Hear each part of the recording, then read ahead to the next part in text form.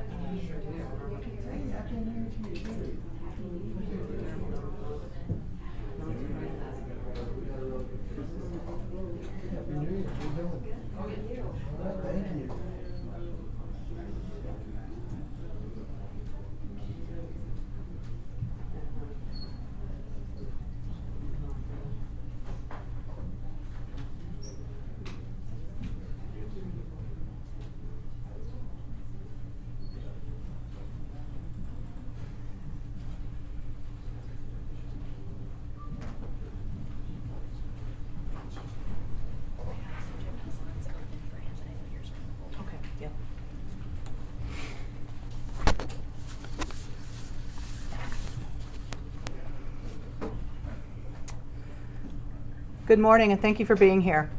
Yesterday morning, APD officers responded to a Public Safety Assist Code 3 call at Club Rodeo, located at 9515 North Lamar Boulevard. Upon arrival, officers located a deputy in the parking lot suffering from severe traumatic injuries. The officers immediately began life-saving measures. He was transported to a local hospital where he died of those injuries. Our officers began crime scene management, gathering evidence and speaking to witnesses. Due to the deputy's death, the investigation was transferred to the APD homicide unit. That homicide unit, along APD Air Support, APD K-9, and Texas Department of Public Safety, relentlessly exhausted every resource to identify those responsible for this murder. As leads were developed, APD took quick action in coordination with other partner agencies. By early afternoon at approximately 3:45 p.m. on Sunday, January 4th, 2026, the suspect was identified and later apprehended by the U.S. Marshals Lone Star Fugitive Task Force that consists of APD officers. I want to thank every agency and every individual who worked with urgency, professionalism, and determination to bring this investigation to the arrest of Mr. Thomas Venus. Your commitment, without a doubt, reflects the very best of all of us. Charges include capital murder of a peace officer.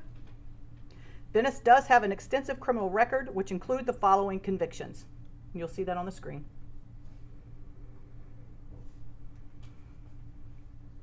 I also want to acknowledge that I am aware of the ongoing safety concerns surrounding Club Rodeo.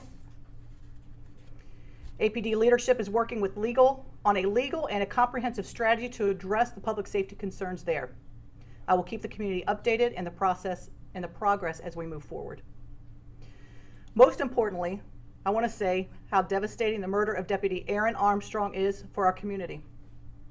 I want to acknowledge our brothers and sisters with the Caldwell County Precinct 3 Constable's Office. When one of our own is taken, the weight of that loss is felt across the entire law enforcement community. But I want you to know that you are not walking this alone. Together we will move forward with purpose.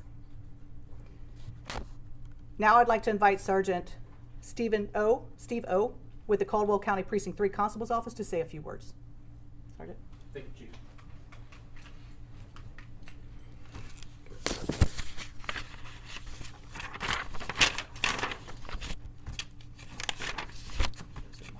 Oh, sorry. It's okay. I missed yours up. No, that's all right. Okay. Thank you, Chief Davis and the Austin Police Department for inviting us here for this press release. My name is Steve O. I'm the sergeant with the Caldwell County Precinct 3 Constable's Office. It's a very hard day, and we're all absolutely heartbroken over the loss of our deputy, Aaron Armstrong. We'd like to thank our fellow law enforcement partners and public safety partners, the Austin Fire Department, Austin Travis County EMS, and the Del Seaton Medical Center, who did everything they could do to try and save his life. We also like to thank the Austin Police Department for all their efforts in the quick apprehension of the suspect. Thank you.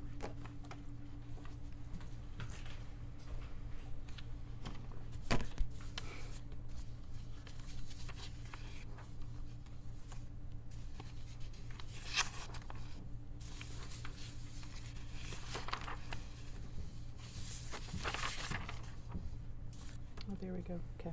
Thank you, Sergeant. I appreciate it. Now I would like to invite Sergeant Jeff Bazon to talk about the details of this investigation. Sergeant.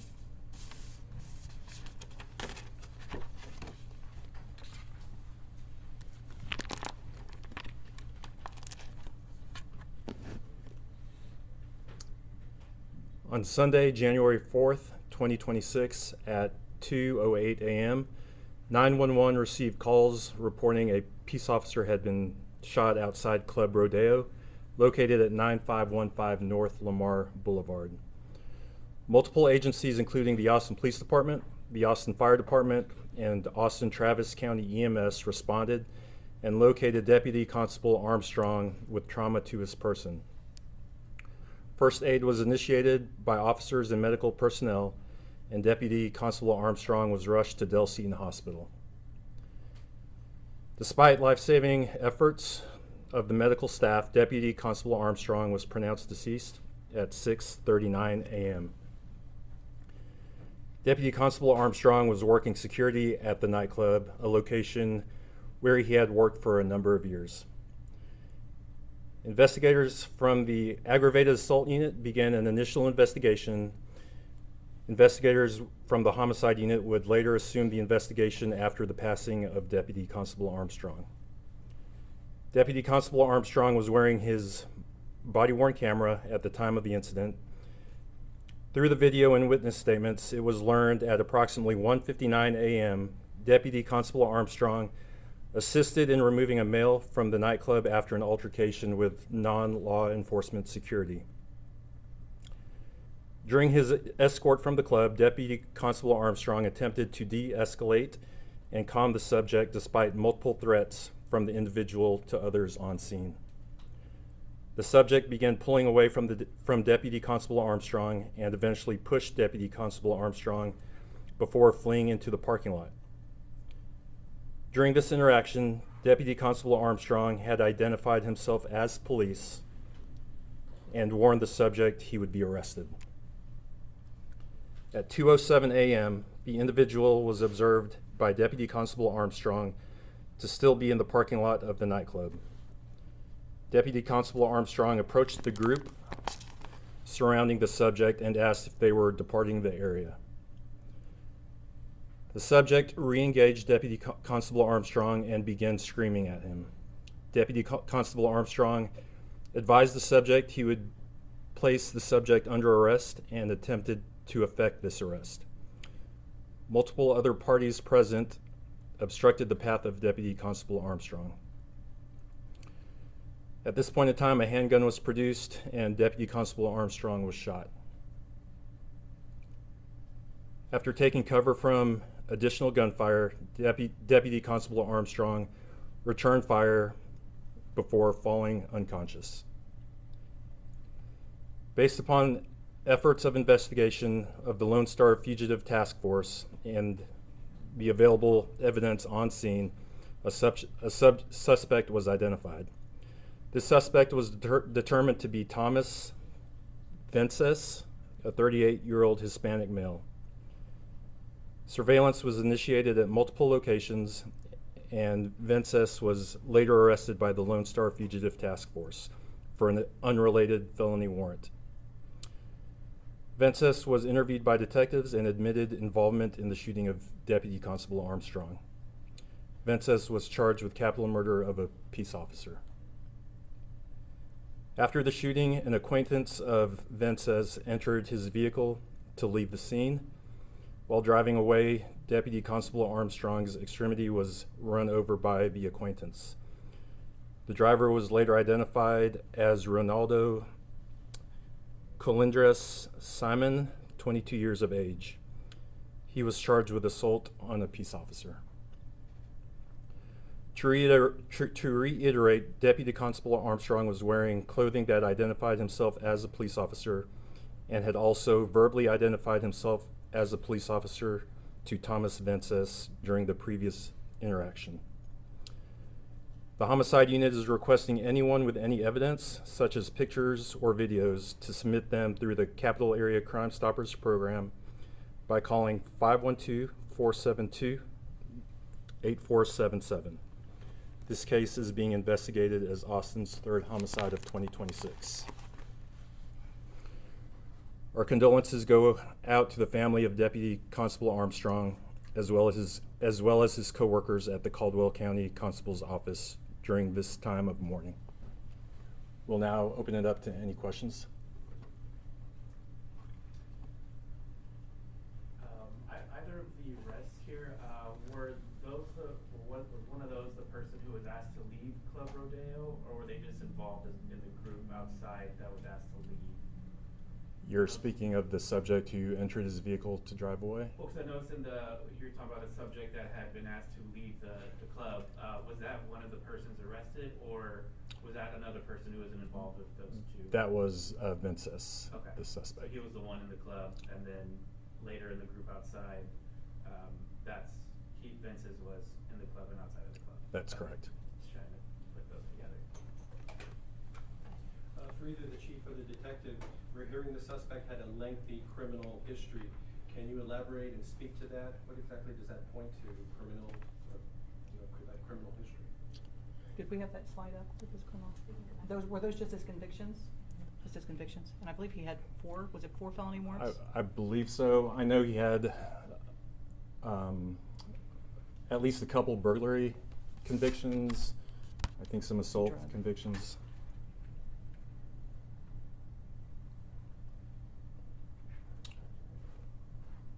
And then some narcotics convictions there at the bottom. On that same note, we did also hear he might have had some dealings with ICE. We're wondering if you know his legal status or anything like that. No, we don't know his legal status. Police put their bodies on the line every time you go out into the field. When something like this happens, what does that impact mean for departments, directly with that officers and other ones who are responding like APD in this case? Yeah, it's anger. I'm extremely angry to watch this and to watch this video of him being executed. He was executed by this man who knew he was a cop, knew he was a police officer, and he did it. And so to think about what this family goes through as law enforcement. Caldwell, the precinct here, precinct 3, there all night from 2:30 in the morning, there all night until his body's transferred to the ME's office. And so it is a process that is heartbreaking. And everybody in this city, a police officer was killed in the city of Austin, in my city. And that's how we should feel about this. It is unacceptable. He was murdered, he was executed in that parking lot of that club. And I know you said something about increasing security in the area, but what does that really mean? Especially since it is a place where a lot of Hispanics go almost every weekend. Are we thinking about some things that are going to change in terms of... So listen, I have no doubt that the people that go to this club, the majority of them are law-abiding people that want to come and have a good time. And that's not what I'm saying. What I'm saying is we're going to start looking at the places. We know that we are a department that is data-driven, and we use evidence-based science to address where we're going to be going. If I have a homicide of a police officer there, I have other shootings that occurred later in the year of 2025, that is a location that needs some attention. Now, whether it's the environmental design of how the space is made up, what is it looking like? So it's really taking a look at these locations that are causing this trouble, and how do we address it?